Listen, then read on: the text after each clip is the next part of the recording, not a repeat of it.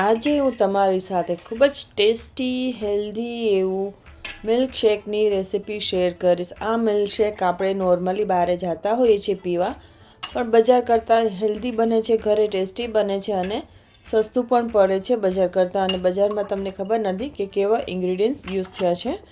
આ ઘરે બનાવવું ખૂબ જ ઇઝી છે, સહેલું છે અને જલ્દી બની જાય છે. આમાં કોઈ પ્રિઝર્વેટિવ્સ નથી કે કોઈ આપણે કલર એડ નથી કર્યા. તો ચાલો આપણે આજની રેસિપીને શરૂ કરશું.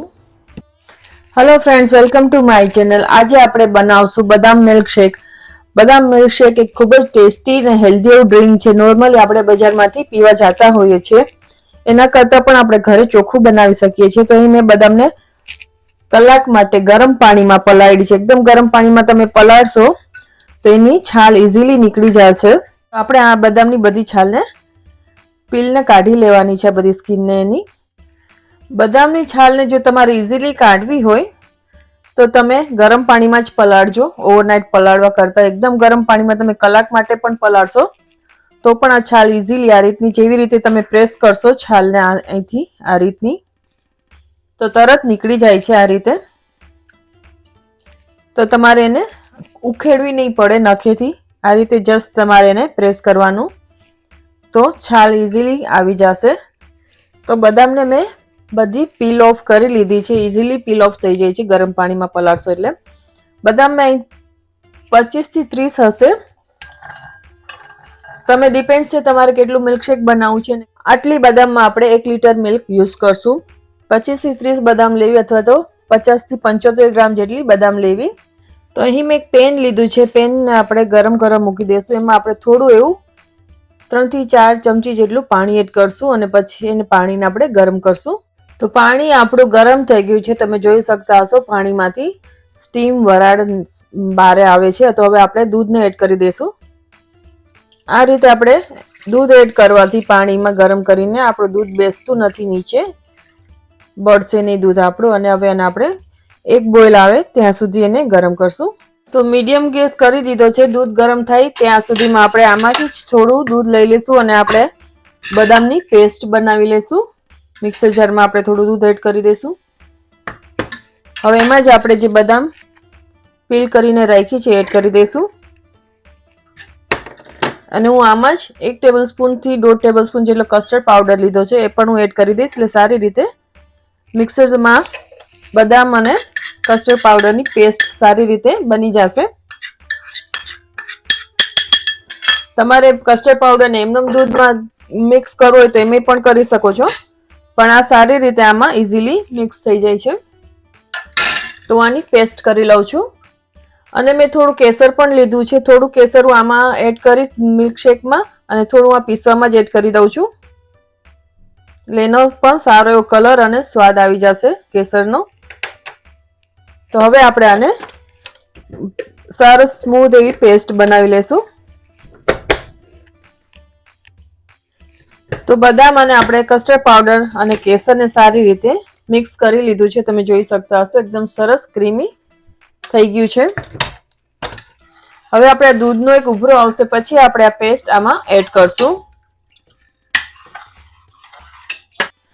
તમારે આ મિલ્કશેકમાં ખાંડ નાખવી તો ખાંડ નાખી શકો છો, અથવા તમે મિશ્રી પણ નાખી શકો છો, સાકર, અથવા તમે ગોળની જે સાકર આવે છે એ પણ એડ કરી શકો છો, અથવા તમે મધ પણ આમાં એડ કરી શકો છો.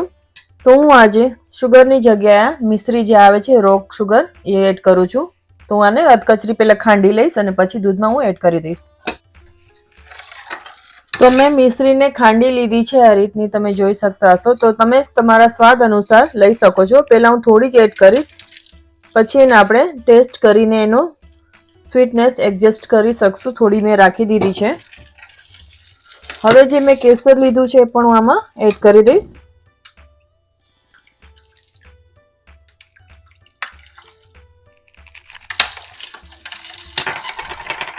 તો હવે આમાં હું એડ કરીશ આપણી જે બદામ અને કેસર કસ્ટર્ડ પાવડરની પેસ્ટ જે બનાવી એ આપણે એડ કરી દઈશું.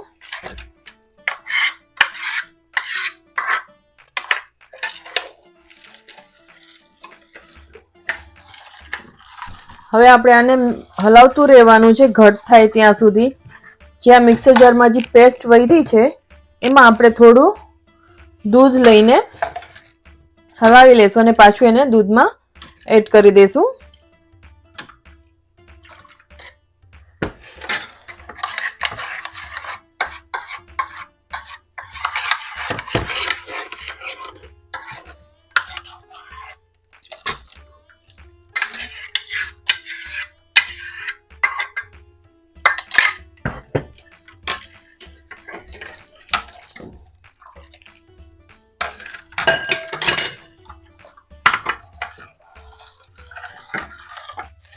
આને આપણે કન્ટિન્યુઅસલી હલાવવાનું છે, થોડું એવું ઘટ થાય ત્યાં સુધી. જે રીતનું બજારમાં તમે પીતા હો છો આલમંડ મિલ્ક બદામ શેક, તમને ખ્યાલ જ હશે કે એની કન્સિસ્ટન્સી કેવી હોય છે, કેટલું થીક હોય છે. એ રીતનું આપણે આને થોડું થીક કરશું, અથવા તો મીડિયમ ગેસ ઉપર 5 મિનિટ સુધી આને બોઇલ કરશું, કૂક કરશું મિલ્કને, અને હલાવતા રહેવાનું છે જેથી આપણે જે કસ્ટર્ડ પાવડર એડ કર્યો છે, બદામની પેસ્ટ એડ કરી છે, એ બેસી ન જાય તળિયામાં અને આપણું દૂધ બગડી ન જાય, બધું ખરાબ ન થઈ જાય આપણું બદામ મિલ્કશેક. આ મિલ્કશેક એકવાર તમે જરૂરથી ટ્રાય કરજો, ખૂબ જ સરસ, ટેસ્ટી અને હેલ્ધી એવું છે. જો તમે વ્રત ઉપવાસમાં બનાવવાના હો તો તમે આમાં કસ્ટર્ડ પાવડર એડ ના કરતા, ખાલી તમે બદામની પેસ્ટ અને મિલ્ક પાવડર થી એને ઘટ કરી શકો છો. તો આને આપણે કન્ટિન્યુઅસલી હલાવશું. તો આપણું આ મિલ્ક ઘાટું થઈ ગયું છે થોડું, અને હજી આપણે આને એકદમ ઠંડુ કરશું. પહેલા રૂમ ટેમ્પરેચર ઉપર મેં ગેસ બંધ કરી દીધો છે. 5 મિનિટ મેં લો ટુ મીડિયમ ઉપર ગેસ ઉપર મેં આને કૂક કર્યું છે.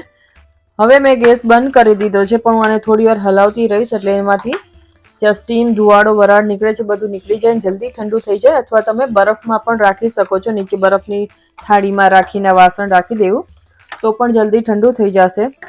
અને આને 5 થી 6 કલાક માટે ફ્રીજમાં ઠંડુ થવા દેવું, એકદમ ચીલ્ડ થવા દેવું. પછી તમે આને એકદમ ઠંડુ સર્વ કરજો. ખૂબ જ ટેસ્ટી, હેલ્ધી એવું આ ડ્રિંક બનીને તૈયાર થાય છે, આપણું બદામ મિલ્કશેક. બજાર કરતા ચોખ્ખું હોય છે. હવે હું આમાં મારી પાસે થોડું અહીં કાજુ, બદામ, પિસ્તાનો થોડોક પાવડર પડ્યો છે, કતરણ છે થોડી આ રીતની, તો હું એ ઓપ્શનલ છે, જો ન નાખવી હોય તો તમે સ્કીપ કરી શકો છો, પણ હું થોડીક એમાં એડ કરું છું. એ વધારે થોડુંક સારું લાગશે અને હેલ્ધી થઈ જાય વધારે. તમારે આમાં પિસ્તા એડ કરવા હોય પેસ્ટ, બદામ પિસ્તા શેક બની જશે, અથવા કાજુ બદામ શેક બનાવો હોય તો તમે કાજુ બદામની પેસ્ટ મિક્સ કરીને મિલ્કશેક બનાવી શકો છો. પછી ક્યારેક તમારી સાથે હું પિસ્તાનું મિલ્કશેક પણ શેર કરીશ અને કાજુનું પણ મિલ્કશેક બનાવીને તમારી સાથે શેર કરીશ. તો હું આને હવે કમ્પ્લીટલી ઠંડુ થવા દઈશ અને પછી આનો ફ્રીજમાં ઠંડુ એકદમ કરીને પછી તમારી સાથે હું આને સર્વ કરીશ. અને તો મેં ચપટી જેટલો પિંચ ઓફ આપણે એલચી પાવડર લીધો છે, ઓપ્શનલ છે. જો એલચી પાવડરનો તમને સ્વાદ ભાવતો હોય તમારા ફૂડમાં અથવા તો સ્વીટ ડીશમાં તો એડ કરો, અથવા સ્કીપ કરી શકો છો. એનાથી એક સુગંધ અને ફ્લેવર સારો આવશે આપણા મિલ્કશેકમાં. તો હવે આપણે આને ઠંડુ કરી લેશું. થોડુંક ફ્લેવર માટે અને સુગંધ માટે હું ½ ટીસ્પૂન જેટલું કેવડા વોટર હું એડ કરી દઈશ. આટલું જ છે, કેવડા વોટર ½ ટીસ્પૂન, વધારે નથી એડ કરવાનું. થોડુંક અમથું એવું ફ્લેવર અને એનાથી સુગંધ સારી આવે છે આપણા મિલ્કશેકમાં. કેવડા વોટર તમારી પાસે ન હોય તો તમે રોઝ વોટર પણ એડ કરી શકો છો. તો આપણું બદામ મિલ્કશેક એકદમ સરસ ઠંડુ ચીલ્ડ થઈ ગયું છે. તો અહીં હું સર્વિંગ ગ્લાસમાં એને સર્વ કરી લઈશ. તમે જો આને આખી રાત ફ્રીજમાં રાખશો તો પણ સરસ ઠંડુ થઈ જશે. નેક્સ્ટ ડેના આને 5 થી 6 કલાક માટે ઠંડુ કરવા મૂકી દેશો તો પણ ચાલશે. ખૂબ જ સરસ થાય છે. એકવાર તમે આ રેસીપી જરૂરથી ટ્રાય કરજો, આ મિલ્કશેક જરૂરથી બનાવજો. અને જો તમને આ મિલ્કશેક ગમ્યું હોય બદામનું તો તમે લાઈક કરજો, શેર કરજો અને સબસ્ક્રાઈબ કરજો. શેર કરજો તમારા ફ્રેન્ડ્સ, ફેમિલીમાં અને સોશિયલ મીડિયા ઉપર. તો આ રેસીપી ગમે તો કમેન્ટ કરજો. કમેન્ટ કરવાથી તમારા અમને પ્રોત્સાહન મળતું હોય છે નવી રેસીપીઝ બનાવવા માટે.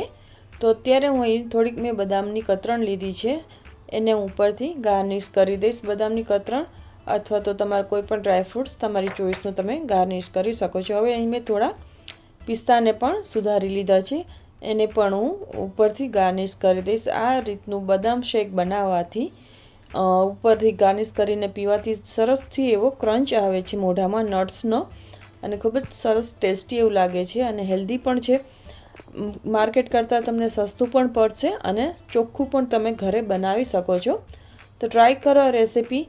તો આજની આ રેસીપી હું અહીં જ પૂરી કરું છું. મળશું આપણે એક નવી રેસીપી સાથે. ત્યાં સુધી આવજો.